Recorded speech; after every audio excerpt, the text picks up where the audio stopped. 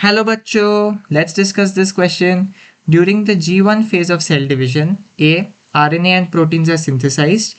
B. DNA and protein are synthesized. C. Cell prepares for M phase. या D.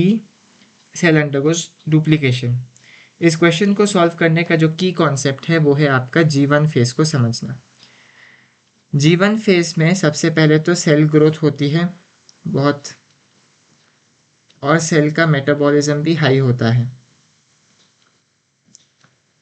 Cell का जो metabolism है वो हाई होता है, और इसी के दौरान आपके जो राइबोसोम्स है, आपके जो एंजाइम्स है और आपके जो प्रोटीन्स वगैरह है, इनकी जो सिंथेसिस है वो बहुत हाई होती है। और जब हम प्रोटीन्स की बात करें तो प्रोटीन्स को बनाने वाला आपका mRNA होता है, और mRNA पर आपके राइबोसोम्स एक्ट करते हैं।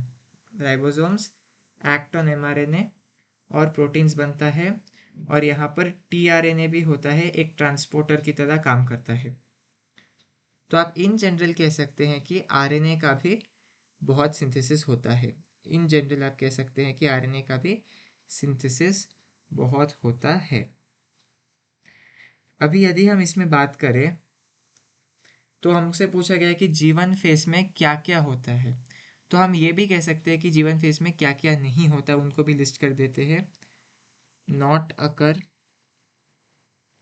इन G1 फेज, वो होती है DNA का डुप्लीकेशन, G1 फेज में नहीं होता। आपके न्यूक्लियस का डिवीजन G1 फेज में नहीं होता।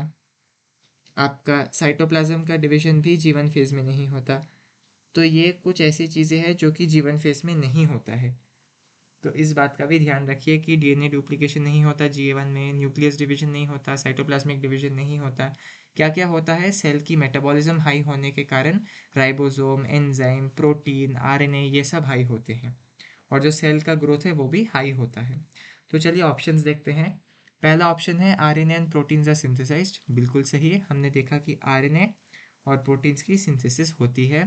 दूसरा ऑप्शन है DNA and proteins are synthesised, ये गलत। हमने देखा कि डीएनए G1 फेज में कभी सिंथेसाइज नहीं होता। C cell prepares for M phase, ये भी गलत हो गया, क्योंकि ये इंटरफेज का एक कॉमन डेफिनेशन है।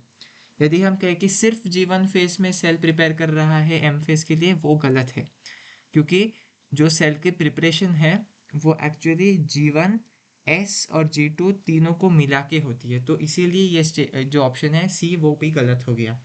और डी ऑप्शन है सेल अंडरगोज डुप्लीकेशन, ये भी गलत है। डुप्लीकेशन मतलब वो डिवीजन की बात कर रहा है जो कि एम फेज में होता है, तो ये भी गलत ऑप्शन हुआ। So the correct option to this question is option A, RNA and proteins are synthesised. Hope you have understood it well. All the best.